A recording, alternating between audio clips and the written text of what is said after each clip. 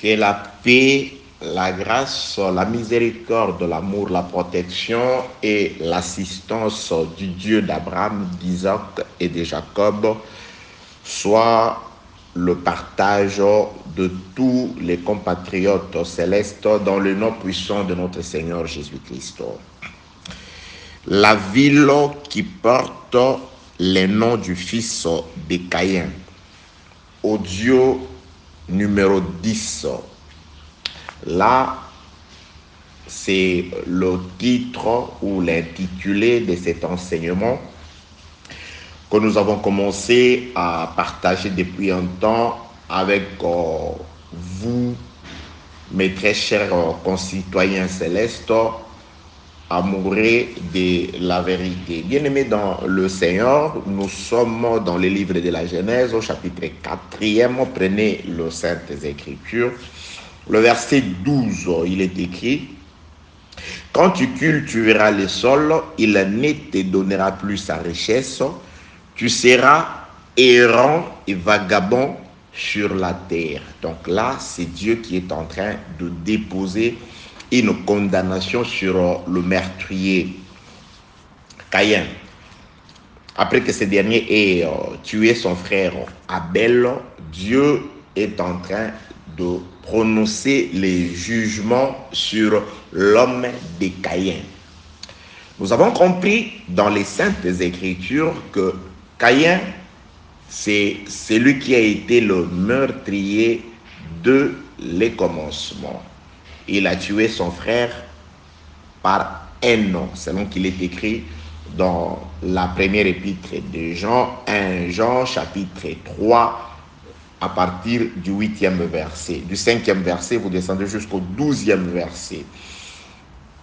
Que la paix, la grâce et la miséricorde de Dieu soient avec vous. Donc, Caïn, c'est celui par qui le diable a fait couler le sang pour la première fois sur la terre. À cet homme de Caïn, que la Bible dit être du malin, à cet homme de Caïn, que Jésus-Christ appelle le meurtrier du commencement, qui a aussi une descendance, Dieu est en train de prononcer un jugement contre lui.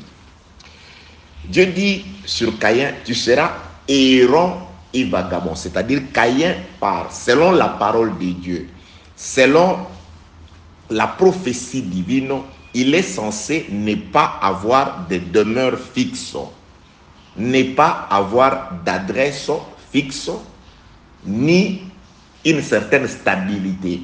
C'est ça l'errance et le vagabondage. Mais voyons voir dans les Saintes Écritures ce qui est arrivé à Caïn. Je suis toujours dans le livre de la Genèse, au chapitre 4, le verset 17e. Je suis juste en train de pouvoir expliquer à ceux qui ne tomberont que sur cet audio. Je le répète comme je l'ai toujours dit dans tous les audios, nous sommes dans un enseignement, c'est-à-dire il y a un enchaînement par rapport à tous les audios. Mais la grâce de Dieu, l'amour du Seigneur par le Saint-Esprit a toujours fait que chaque audio puisse être une prédication complète faisant partie de l'enseignement. C'est pourquoi si vous voulez encore, comme vous le faites d'ailleurs, je bénis Dieu pour cet engouement que vous avez vis-à-vis de la parole du Seigneur. Vous ne nous dérangez pas. Peut-être là où nous sommes, il y a un problème de décalage horaire. Quand vous appelez ou vous envoyez un message et qu'on ne réagit pas aussitôt, sachez peut-être qu'il fait nuit tard de ce côté ici. En tout cas, dès que possible, nous faisons de notre mieux pour vous répondre, car c'est le travail pour lequel votre Père nous paye. Donc nous sommes des serviteurs commis par votre Père à votre disposition. C'est-à-dire, nous sommes payés par votre Père pour vous servir, pour être à votre service. Que la paix, la grâce et la miséricorde de Dieu soient avec vous. Nous ne sommes pas à votre service pour faire d'après votre volonté, mais nous avons reçu de votre Père, de celui qui vous a engendré, de celui qui vous connaît, des instructions que nous devons suivre à la lettre pour vous servir. Nous sommes en train de vous servir, non d'après votre volonté, mais d'après les instructions que nous a plutôt données, celui qui nous a établi serviteurs dans la maison. Nous ne faisons pas comme ceux qui cherchent la volonté de ceux qui sont assis à table. Vous mangerez, mais d'après le repas voulu par votre Père. Nous ne pouvons vous présenter à table que c'est que votre Père a prévu pour vous. Il vous connaît, il sait de quoi est-ce que vous avez besoin pour votre bonne nutrition, pour que vous ayez toujours la bonne santé, pour votre croissance, pour votre protection, pour qu'il y ait des vitamines, c'est-à-dire il a tout prévu. Nous ne faisons que suivre les instructions. Nous ne vous présentons à table que le menu préparé par votre Père. Que la paix, la grâce et la miséricorde de Dieu soient avec vous. Parce qu'aujourd'hui, très souvent, il y a de ces serviteurs qui ne font pas comme Joseph. Comme Joseph, nous respectons celui qui nous a établis dans la maison. Celui qui nous a établis dans la maison nous a dit, on peut tout faire, sauf mettre notre semence dans la femme de celui qui nous a établis dans la maison. C'est pourquoi, quelle que soit l'attirance et la volonté, l'amour, la passion que la femme de Potiphar pouvait avoir vis-à-vis de Joseph, Joseph devrait en tout cas se réserver de mettre sa semence dans cette femme qui n'était pas la sienne, qui était la femme de celui qui lui avait employé dans cette maison. Joseph pouvait tout faire, toucher à tout, sauf à la femme de son chef. C'est pourquoi vous êtes la femme de mon chef. Je suis là pour vous servir. Je suis là pour vous faciliter la vie éternelle. Je suis là pour vous aider à bien marcher dans les déserts. Mais la sémence que je mets en vous, ou la sémence dont vous avez besoin, ce n'est pas la mienne, ce n'est pas ma pensée, ce n'est pas le fruit de ma réflexion, mais c'est plutôt la parole de mon chef, la parole de celui qui vous a acquis dans le mariage à travers la dot payée par son sang. La sémence de celui qui s'est dépouillé de sa gloire pour vous. La sémence de celui qui vivait en forme de Dieu, mais qui n'a pas cherché comme une proie à arracher d'être égal à Dieu. À cause de son amour pour vous, il a accepté de se faire passer pour un serviteur, de paraître comme un simple homme, d'accepter la mort de l'ignominie, la mort de l'opprobre à la croix. Il a été mis au nombre des malfaiteurs. On s'est moqué de lui. Lui qui pouvait descendre de la croix, mais il a accepté de ne pas descendre de la croix. Il a accepté de mourir. Il a accepté d'être enterré, afin que par sa mort, que vous, nous qui étions morts, puissions aujourd'hui redevenir à la vie, recevoir la vie. Nous qui étions perdus, comme les ânesses de Kiso, nous voici aussi retrouvés grâce à la mort de Jésus-Christ qui était l'huile sur sa tête. Que la paix, la grâce et la miséricorde de Dieu vous soient accordées dans le nom puissant de notre Seigneur Jésus-Christ. La ville qui porte le nom du fils de Caïn. Donc, bien aimés, nous étions en train de dire que à Caïn, Dieu a dit que tu seras errant et vagabond. Mais le verset 17 nous dit quelque chose. Caïn connut sa femme, elle conçut et enfanta Enoch. Il bâtit ensuite une ville. Il donna à cette ville le nom de son fils Enoch. Donc c'est de là qu'est parti l'intitulé de notre enseignement. Nous parlons d'une ville qui porte le nom du fils de Caïn. Donc Caïn a effectivement, contrairement de manière naturelle à ce que Dieu lui a dit, tu seras errant et vagabond. Mais Caïn a eu une femme, Caïn a eu un fils, et il s'est construit toute une ville. Donc, il avait toute une ville à sa disposition. Comme la ville était construite par lui, la ville lui appartenait. Il a donné le nom à la ville, le nom qu'il a voulu lui-même. C'est-à-dire, ce n'était pas son fils qui lui a obligé. Tu donnes le nom à ta ville, tu baptises ta ville de mon nom. C'est lui qui a donné à sa ville, le nom qu'il a voulu. Et il a baptisé sa ville du nom de son fils, c'est-à-dire la ville de Caïn s'appelle Enoch. Que la paix, la grâce et la miséricorde de Dieu soient avec vous. Je viendrai pour dire que le Fils et le nom du Fils, c'est ça la ville du Père. Je viendrai. Bien-aimés dans le Seigneur, nous sommes allés de là comprendre qu'il y a un mystère. Dieu dit à Caïn que tu seras errant et vagabond, au lieu que Caïn soit errant et vagabond naturellement, mais Caïn a eu quand même toutes ces choses que nous venons d'énumérer ici, une femme, un enfant, ainsi que toute une vie. Donc, il a un semblant de vie, un semblant d'une certaine responsabilité. Il n'est pas errant, un semblant de stabilité, voilà le mot qui m'a échappé. Que la paix, la grâce, la miséricorde de Dieu soit avec vous. Et nous sommes allés voir encore quelqu'un que nous avons déniché dans les Écritures. Cet homme-là s'appelle Abraham. Par rapport à la promesse de Dieu à Abraham, dans le livre de la Genèse, chapitre 15e, le verset 7, Dieu appelle Abraham et cette fois-ci, il donne des promesses à Abraham. Il dit, je te fais sortir de ta patrie Dur des Chaldées où tu étais avec tes parents pour te conduire sur cette terre. Je te donnerai cette terre. C'est-à-dire, Dieu fait des promesses à Abraham. Il lui montre la terre. Il dit, tu seras, je te donne cette terre en partage. Donc nous avons deux personnes. Nous avons des individus. Au premier, on a promis l'errance et le vagabondage, mais il s'est construit quand même une ville et un foyer stable et sa femme a accouché dans la facilité et toute une vie qui était à lui matérielle. Et nous avons de l'autre côté un certain Abraham que Dieu a fait sortir de sa patrie, à qui Dieu a fait des promesses. Mais les Écritures disent dans le livre de, je suis dans le livre de Hébreux chapitre 11e, commencez même au 8e verset, vous descendez jusqu'au 14e verset. En lisant, vous allez vous rendre compte que à celui à qui on a fait la promesse de posséder la terre, celui-là, la Bible déclare, il a vécu sur la terre comme un étranger et un passager dans des tentes.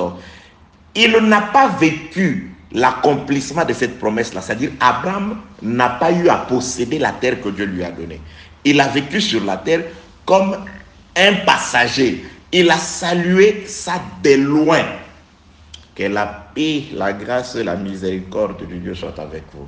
Donc nous avons un errant et un vagabond, mais qui a toute une ville, une femme et un enfant. Nous avons quelqu'un à qui Dieu a promis la royauté, mais cette personne, ce roi Abraham, a vécu sur la terre qui était à lui comme un pèlerin et un passager. Que la paix, la grâce et la miséricorde de Dieu soient avec vous.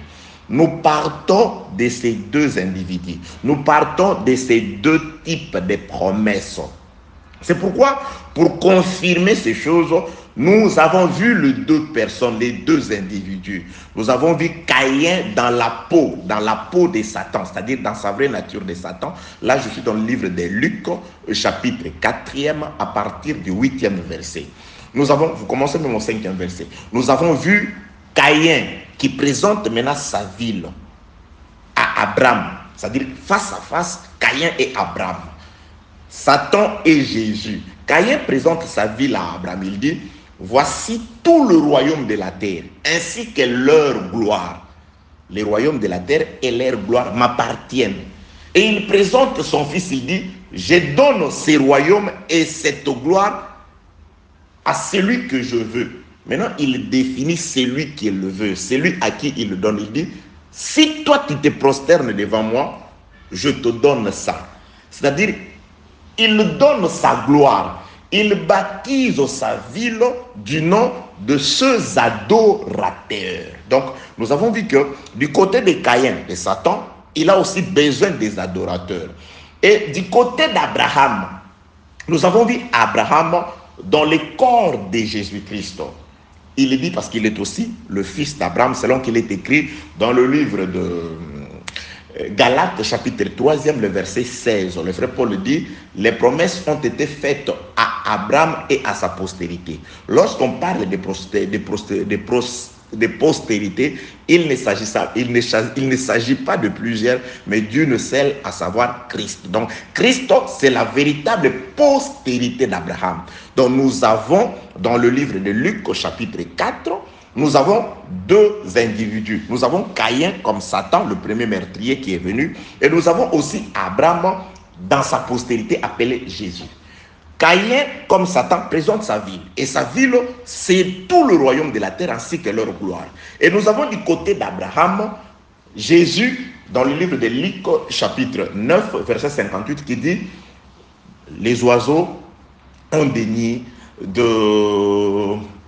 et consort, mais le Fils de l'homme n'a pas un lieu où poser sa tête. » Donc, il confirme que, quoique moi, je suis la postérité d'Abraham, je suis le Shiloh, je suis celui à qui le pouvoir ou la promesse de posséder le ciel et la terre a été donné. Mais normalement, sur la terre que Satan a présenté comme étant sous son pouvoir, je n'ai où placer ma tête. C'est ce qui confirme que Jésus-Christ appelle le diable le prince de ce monde. Il dit, voici le prince de ce monde vient. Et les apôtres confirment que le monde entier est sous la puissance du diable. Et Jésus-Christ nous appelle à nous qui sommes son peuple, qui faisons partie de son peuple. Il dit que nous sommes des pèlerins, nous sommes des passagers. Et il avertit les siens. Il dit, de même que le monde ne m'a pas aimé, le monde ne vous aimera pas non plus, parce que vous n'êtes pas du monde et que vous rendez de lui les témoignages, du monde les témoignages, que ses œuvres sont mauvaises. Que la paix, la grâce et la miséricorde de Dieu soient avec vous, bien-aimés dans le Seigneur. Donc, nous avons Caïn dans la peau de Satan qui se manifeste, qui présente maintenant sa ville.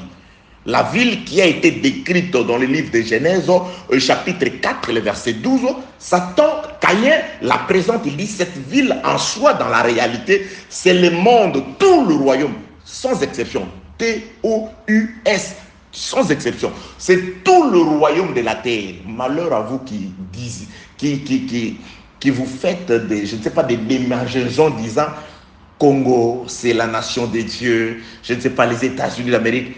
Il n'y a pas de nation de Dieu. Le monde entier est sous la puissance des ténèbres et sous la puissance du diable.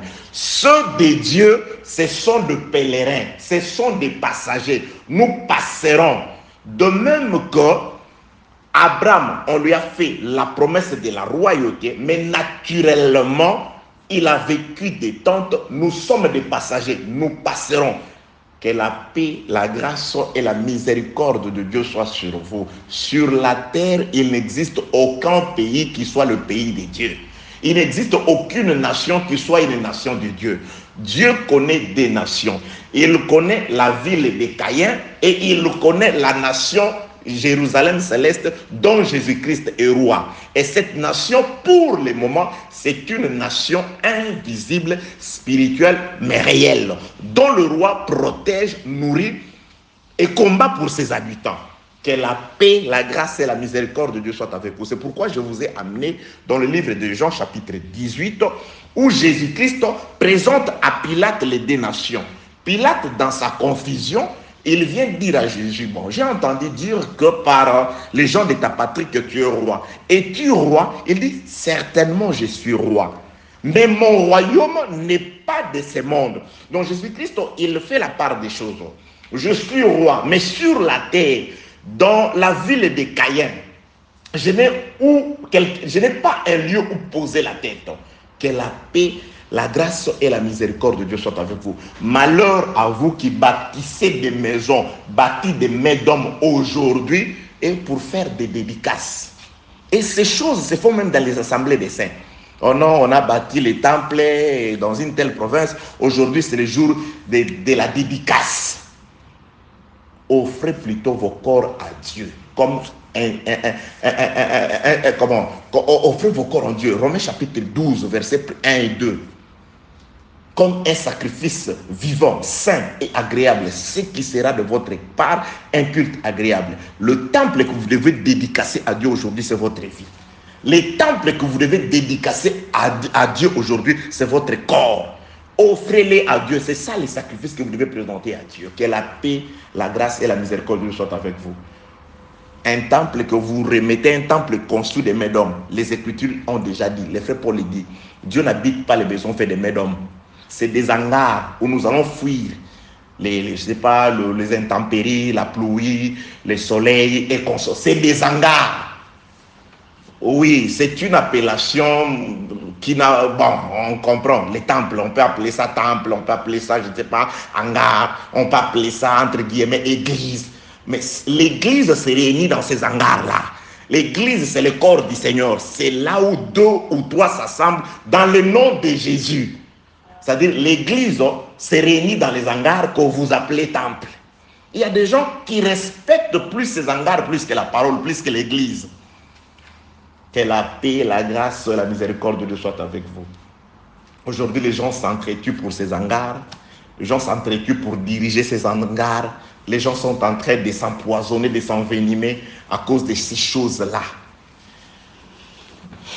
Que la paix, la grâce et la miséricorde de Dieu soient avec vous. Donc, nous avons bien aimé dans les Seigneurs, nous avons la ville de Caïn et nous avons aussi la ville d'Abraham. Et la ville d'Abraham, nous avons expliqué dans les audios précédents qu'elle est invisible. C'est cette Jérusalem que le frère Paul décrit dans le livre des Galates, chapitre 4, verset 26, que c'est la Jérusalem céleste. C'est notre mère.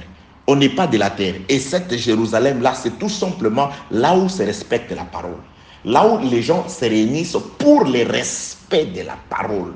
Là où les gens se réunissent en conformité à la parole. Là où la parole habite dans le cœur des gens. Les gens qui acceptent de marcher selon la parole.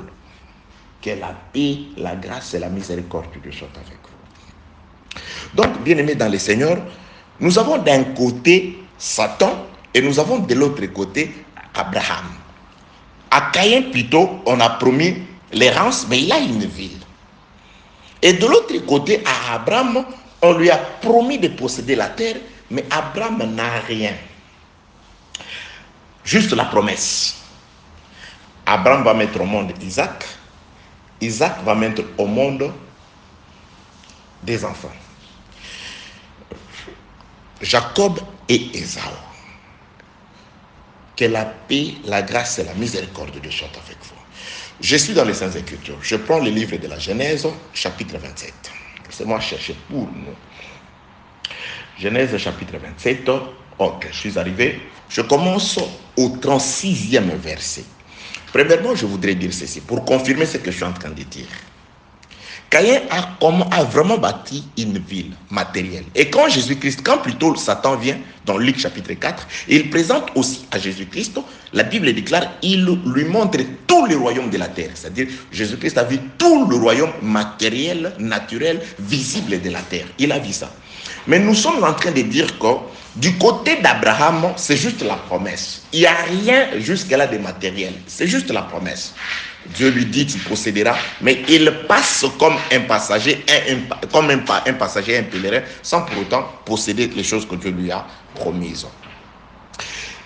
Et il met au monde Isaac. Je rentrerai parler d'Isaac, mais je saute pour parler d'abord de Jacob, parce que j'avais promis dans l'audio passé de parler d'Isaac, de parler plutôt d'Ésaü.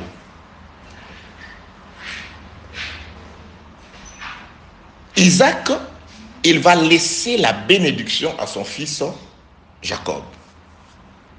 Jacob comprend déjà que la bénédiction, c'est une bénédiction spirituelle. Il commence d'abord par racheter, je l'ai expliqué dans les audios passés, une capacité spirituelle qui était le droit d'aînesse à son frère Ésaü. Il va d'abord ravir le droit d'aînesse à son frère. Un droit invisible. Ésaü méprise ses droits parce qu'il ne le voyait pas. Arrivé le moment de la bénédiction, ici, nous avons un certain Isaac qui ne laisse rien de matériel à son fils Jacob. Il ne lui donne que la parole. Donc, ça veut tout simplement dire que le véritable héritage que Dieu avait donné à Abraham, qui s'est transmis de père en fils, de génération en génération, jusqu'à Jésus-Christ, le Shiloh, c'était un héritage plutôt verbal. Parce que ici, Isaac est en train de transmettre l'autorité. Il est en train de transmettre la promesse. Il est en train de transmettre le pouvoir. C'est par la parole. Il parle. Le pouvoir, ici, Isaac ne lègue rien de matériel. Ce n'est pas des châteaux, ce n'est pas des maisons, ce n'est pas de chèvres, je ne sais pas, ou des chameaux, ou des richesses comme ça. C'est juste la parole qu'il va laisser à son fils Jacob. Je suis dans le livre de la Genèse, au chapitre 27, je commence au 36e verset. Ésaü dit, donc là, Isaac a déjà béni Jacob. Je ne rentre pas là-bas. Maintenant, Ésaü est arrivé. Après avoir pleuré, il demande à son père. Ésaü dit, est-ce parce qu'on l'appelle du nom de Jacob qu'il m'a supplanté 2 fois? Il a enlevé mon droit d'aînesse, et voici maintenant qu'il vient enlever ma bénédiction. Il dit, Ésaü dit, n'as-tu point réservé des bénédictions pour moi? Oui. Donc nous allons étudier l'autre bénédiction, parce que la bénédiction, tout ce qu'il avait, il avait déjà donné à Jacob. Maintenant, Ésaü comprend. Il dit, je veux une autre bénédiction. Vous allez comprendre. Verset 37, Isaac répondit et dit à Ésaü, voici, je l'ai établi ton maître, et je lui ai donné tous ses frères pour serviteurs. Il lui a donné tous ses frères pour serviteurs. Mais vous allez vous rendre compte que dans la suite des temps, ça va être ce Jacob-là, ce que nous allons étudier, qui va s'agenouiller devant Ésaü. Mais pourquoi? Mais la prophétie dit que c'est à lui à qui on a remis l'autorité, le privilège sur tous ses frères. Il doit dominer sur tous ses frères. Mais dans la pratique, nous allons étudier dans le livre de la Genèse, au chapitre 36 et 37. Vous allez vous rendre compte que c'est Jacob qui va s'agenouiller devant Ésaü. C'est de là que nous rentrerons dans la ville de Caïn. C'est là où vous allez vous rendre compte que Caïn et ses descendants sont en réalité très puissants. Que la paix, la grâce et la miséricorde de Dieu soient avec vous. Isaac répondit, verset 37 de Genèse 27, Isaac répondit et dit à Ésaü, voici, je l'ai établi ton maître, et je lui ai donné tous ses frères pour serviteurs. Je l'ai pourvu de blé et du vin. Que puis-je donc faire pour toi, mon fils? Ésaü dit à son père, n'as-tu que cette seule bénédiction? Mon père, bénis-moi aussi. Mon père. Ésaü éleva la voix et pleura. Vous voyez, donc, Ésaü comprend que la bénédiction, l'autorité, il est là. Le blé et le vin, il est là. La rosée du ciel et la graisse de la terre, il est là. C'est pourquoi je nous dis ceci, bien-aimés dans le Seigneur. Vous savez, le malin sait que tu as le pouvoir. Le diable sait que tu as l'autorité. Le diable, il est laissé parce que Ésaü l'a su. Son père, Isaac, ici, qui prend la place de Dieu, il lui a rappelé que je l'ai établi. Le diable sait. Il a entendu lorsque Jésus-Christ te disait, voici les pouvoirs qui accompagneront ceux qui auront cru à mon nom. Ils marcheront sur les serpents. Même si on leur donne quelques breuvages mortels, cela ne leur fera rien. Ils chasseront les démons. Ils guériront. Le diable a entendu Jésus-Christ prononcer ça. Il a entendu. Il sait que tu as ce pouvoir. Tu sais ce qu'il fait? Il veut juste te troubler. Il veut te déstabiliser. Le diable veut te faire douter. Il veut te présenter apparemment son pouvoir qui n'existe pas en réalité. Je nous ai dit la fois passée, ce qui est réel, ce n'est pas ce qui est visible. La réalité se trouve dans un monde spirituel qui est défini dans la parole. Qui a la parole a le droit d'aînesse, il a l'autorité, bien-aimé. Au commencement était la parole. Quand tu as la parole, tu es l'aîné. Et un aîné domine. Que la paix, la grâce et la miséricorde de Dieu soient avec vous. Moi, je vous dis ceci. Vous savez, Judas a dominé parce qu'il était devenu l'aîné. Dans la bénédiction suivait. Lorsque son père regarde Rubin, il dit, Rubin, tu as souillé la couche de mon père. C'est pourquoi je t'enlève le droit d'aînesse. Maintenant, le droit d'aînesse devait revenir à Siméon. Il dit, Siméon, toi et ton frère Lévi, que mon esprit n'entre point dans votre assemblée. Car dans votre colère, vous avez coupé les jarrets des taureaux. Que votre colère soit maudite. C'est-à-dire, mon esprit n'entrera pas dans votre assemblée. Vous voyez, il a comme déplacé les trois premiers. C'est ainsi que, naturellement, le quatrième devient le premier. C'est ainsi que Judas, le quatrième, reçoit les hommages qui étaient réservés à ses trois premiers frères. Il devient l'aîné. Donc, Judas a été béni comme l'aîné. C'est pourquoi on dit que c'est un lion. Dans la marche, déjà, les lions marchaient devant. Donc, c'est-à-dire, c'est toi qui es l'avant-garde. C'est toi le premier, le lion, qui a la parole à l'autorité. Tu deviens le nez. C'est toi le supérieur qui bénit les inférieurs. On devra la lumière, la protection et la grâce dans ta maison grâce à toi. C'est par toi que plusieurs seront bénis, sont bénis. C'est pourquoi il est écrit que la femme non croyante sanctifie le mari croyant. Le mari croyant sanctifie la femme non croyante. Et même les enfants sont sanctifiés. Pourquoi? Parce que vous avez l'autorité, les droits d'aînesse. Au commencement, c'est la parole. Qui a la parole à l'autorité. Le diable sait que tu as cette autorité. Parfois, tu trembles, tu doutes. Est-ce vrai? Est-ce que je peux? N'aie pas peur. Dis au Seigneur, je veux marcher comme toi sur l'eau. Tu marcheras. Et si tu veux que quand les eaux voudront t'engloutir, il te saisira par la main. Ça veut tout simplement dire, quelles que soient les capacités que nous pouvons recevoir du Seigneur, il sera toujours là pour nous secourir, car à un moment, la chair travaille aussi. Mais lui sera toujours là pour te secourir. Tu marcheras dans l'eau comme le Seigneur. Que la paix, la grâce et la miséricorde de Dieu soient avec vous. Et ça aussi une explication très prophétique. Il a marché dans l'eau, et Pierre aussi marchera dans l'eau jusqu'à un temps. Ça c'est la dernière prophète, comme la dernière semaine de Daniel. Ça c'est la dernière semaine. Israël marchera dans l'eau sur les nations pendant un temps. Et il viendra un temps. Ok, que la paix, la grâce et la miséricorde de Dieu soient avec vous. Donc j'étais en train de dire ceci, bien aimé dans l'Éternel et dans le Seigneur, on surveille les temps. Donc Ésaü, Isaac lui rappelle. Parce que quand Isaac bénissait Ésaü, lui, il n'était pas là. Quand Isaac bénissait Jacob, Ésaü n'était pas présent. C'est pourquoi quand il vient, on lui rappelle que la bénédiction que j'avais, je l'ai donnée à ton frère.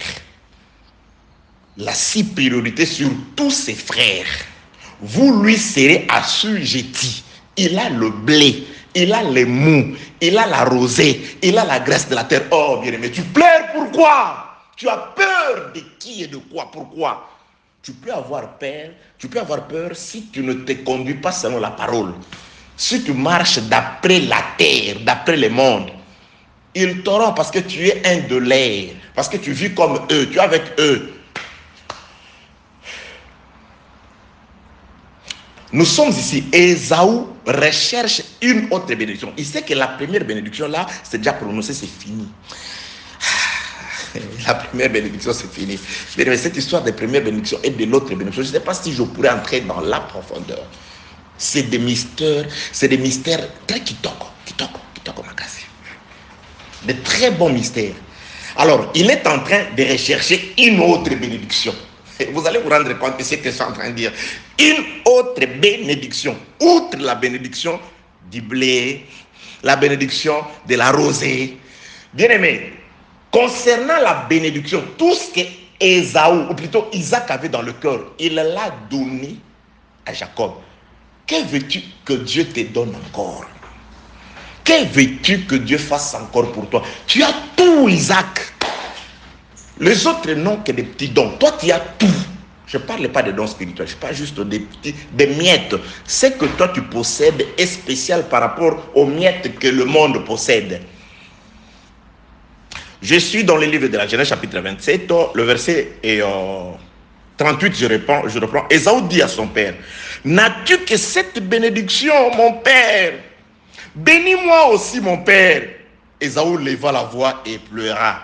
Isaac, son père, répondit et lui dit, maintenant, l'autre bénédiction, écoutez, alléluia, l'autre bénédiction que Ésaü réclamait, et c'est aussi une bénédiction. C'est une bénédiction aussi. Vous allez voir ça, l'autre bénédiction. Vous allez comprendre que le roi Nebuchadnezzar a aussi reçu l'autre bénédiction. Que le magistrat, Romains chapitre 13, ont aussi reçu l'autre bénédiction. Mais la bénédiction réelle que Isaac a reçue d'Abraham, il l'a donné à toi, l'église, Jacob. Tu l'as. L'autre bénédiction aussi, parce que Ésaü comprend, il est inspiré ici. Nous partirons, retenez ça, dans l'autre bénédiction.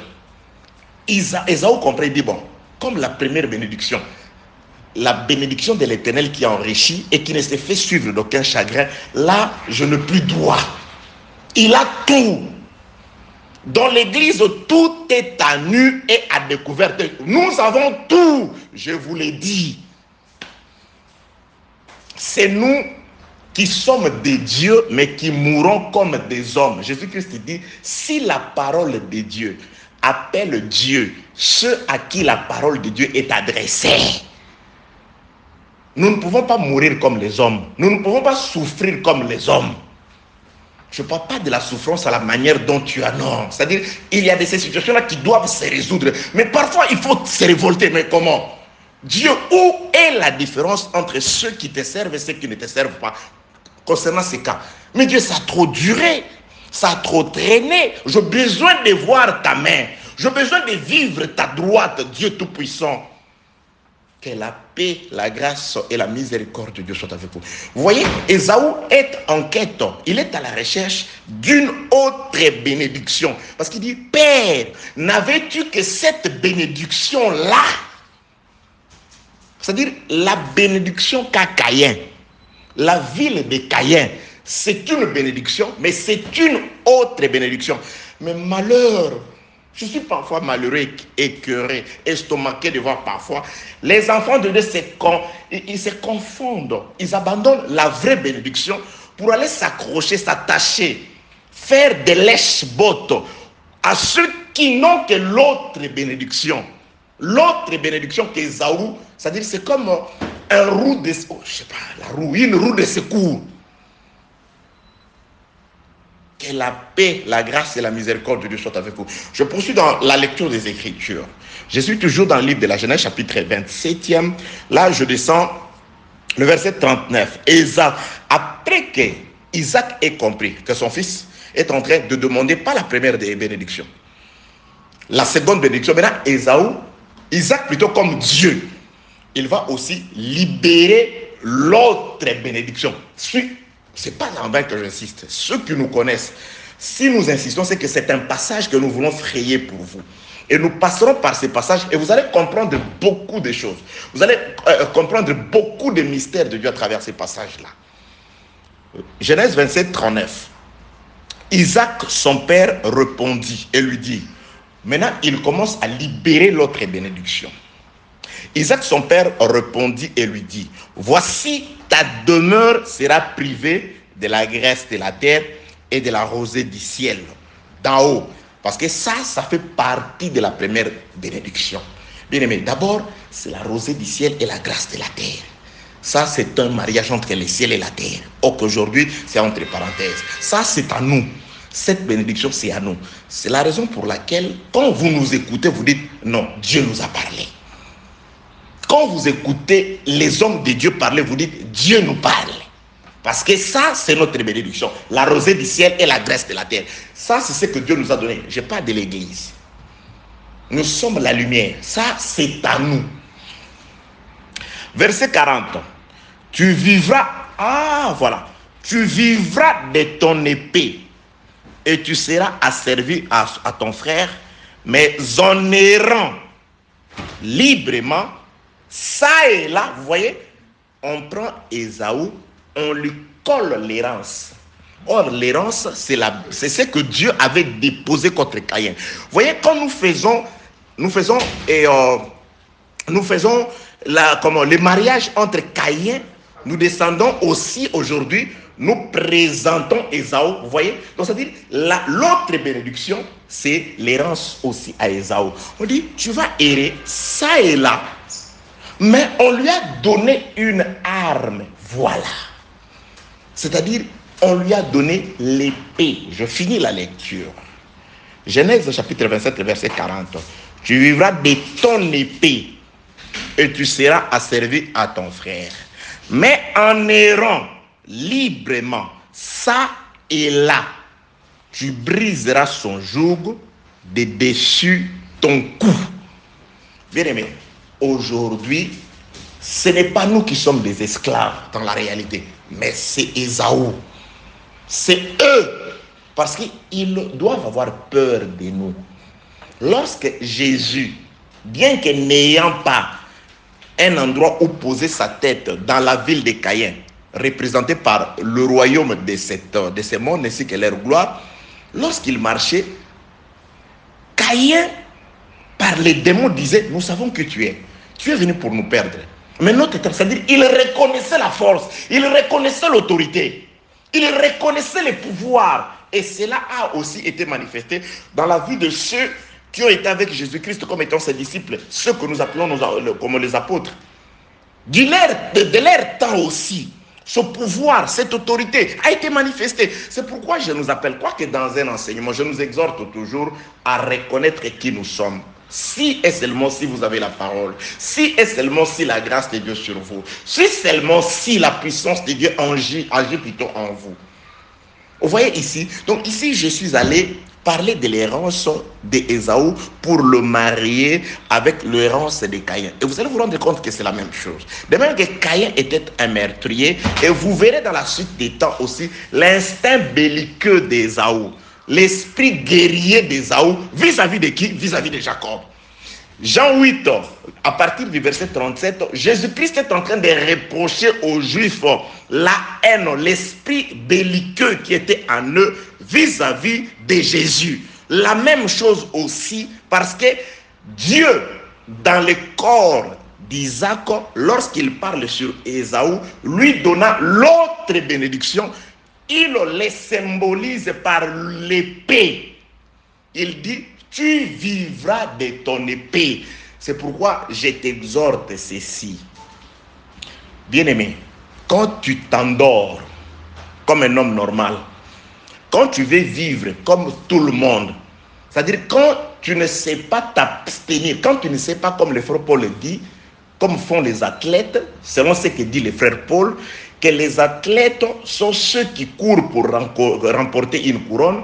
Et comment ils vivent? Ils s'imposent toutes sortes d'abstinences. Lorsque toi, tu ne sais pas t'imposer d'abstinence dans ta vie, tout ce que les corps te demandent, tu donnes, tu fais, sache que tu es à la merci d'Ésaü. Ne te contente pas des promesses que nous prononçons à l'église. Ce n'est pas pour toi. Vous êtes bénis.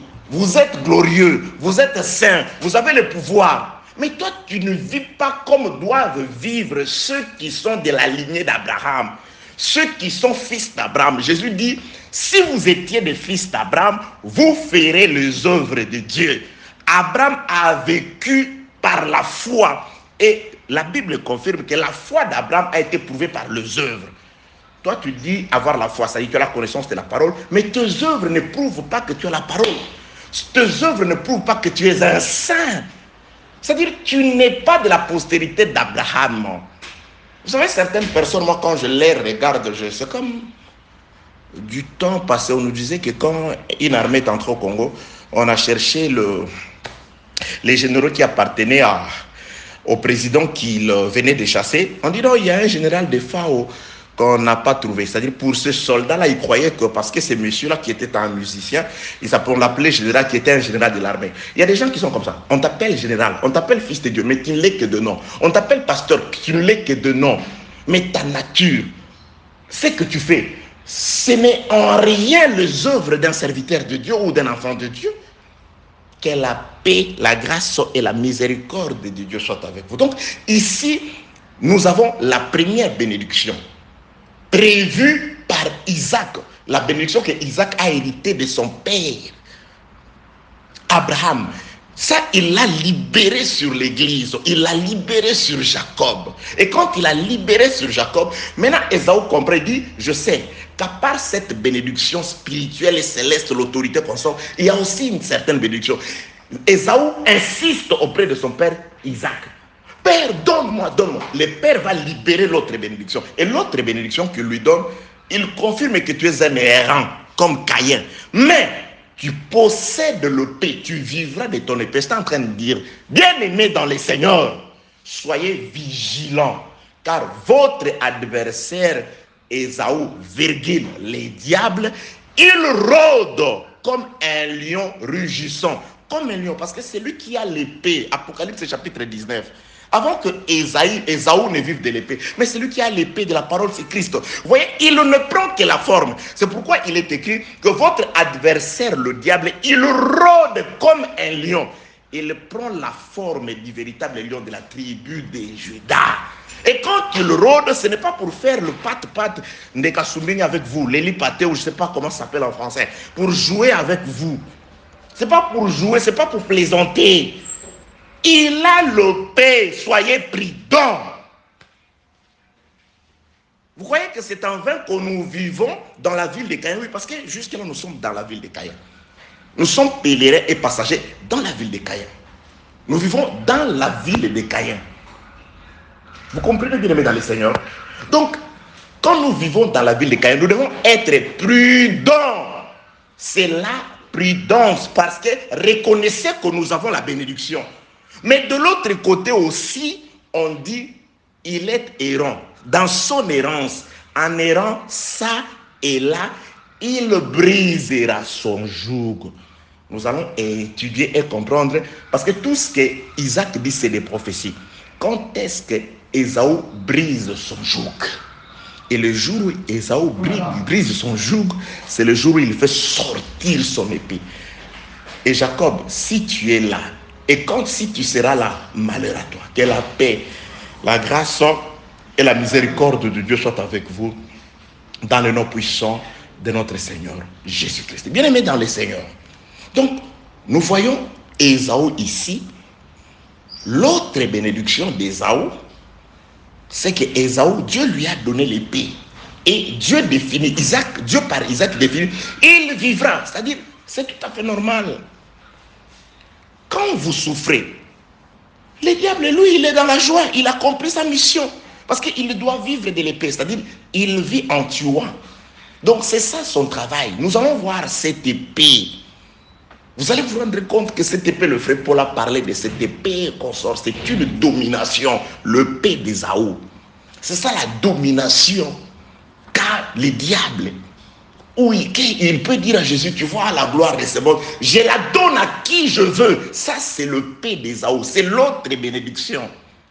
C'est l'autre bénédiction. Mais le diable, quand il disait ça à Jésus, il savait que ça, c'est une bénédiction subsidiaire. Mais la véritable bénédiction, c'est lui qui l'a, c'est Jésus.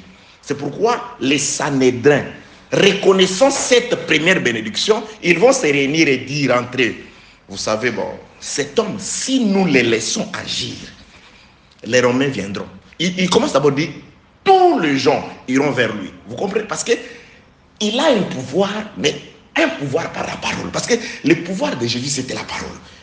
Un jour, les sacrificateurs et consorts, ils ont envoyé des huissiers pour aller se saisir de Jésus. Allez-y, arrêtez cet homme de Jésus. Ils sont arrivés, ils ont commis l'erreur d'étendre l'oreille, d'écouter Jésus parler. Et quand Jésus parle, au lieu de se saisir de Jésus, mais ils se sont laissés saisir par Jésus. Ils sont rentrés avec Jésus sans le savoir.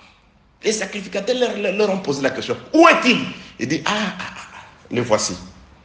Quoi? Jamais homme n'a parlé comme cet homme. Il dit, même vous aussi, vous vous êtes laissé séduire par cet homme-là. Il avait le pouvoir. C'est pourquoi le pouvoir se trouve dans la parole. Tout a été créé par la parole. Et aujourd'hui, je te confirme encore que tout ce qui manque dans ta vie peut être recréé par la parole. Aie la foi. Considère-toi comme Jacob, le bien-aimé de Dieu, que Dieu t'a donné sa vraie bénédiction. Ce que tu vois, c'est juste une bénédiction de survie pour Ésaü. Tu vivras de ton épée. Donc, nous avons d'un côté quelqu'un qui a le blé, qui a le vin, qui a les mous, qui a la rosée du ciel, la graisse de la terre, l'autorité, la supériorité, la domination. C'est ce que Jésus-Christ nous a donné. Mais de l'autre côté, nous avons le diable qui n'a rien en réalité, mais à qui on a juste remis le paix. On dit sa vie dépend de le paix. Il vivra de le paix. Nous avons d'un côté Abraham à qui on a donné toutes les promesses. La royauté, le pouvoir, tout on lui a donné. La terre, on lui a donné. Mais dans la réalité, il n'a rien. Mais de l'autre côté, nous avons un certain Caïn à qui on a prophétisé comme à Ésaü, l'errance et le vagabondage. Mais il a toute une ville. Et Caïn présente cette ville par le diable à Jésus. C'est le royaume de la terre. Vous voyez le paix d'Ésaü, c'est le royaume de la terre. C'est la gloire du monde. C'est ça le paix d'Ésaü. C'est l'autorité du monde. C'est pourquoi j'ai dit que je veux nous amener, vous allez voir clair sur Romains chapitre 13. Pourquoi le frère Paul nous oblige, nous les enfants de Dieu, à être soumis aux autorités, même à leur payer leurs impôts. Pourquoi? Parce que c'est le paix d'Ésaü. Attention, il règne, attention, ça c'est le paix d'Ésaü. Ça c'est la domination de Nebuchadnezzar.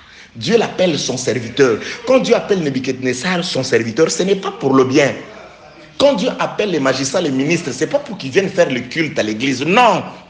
Ça, c'est l'épée d'Ésaü. C'est sorti de la bouche d'Isaac. C'est l'autre bénédiction. L'autre face de la bénédiction.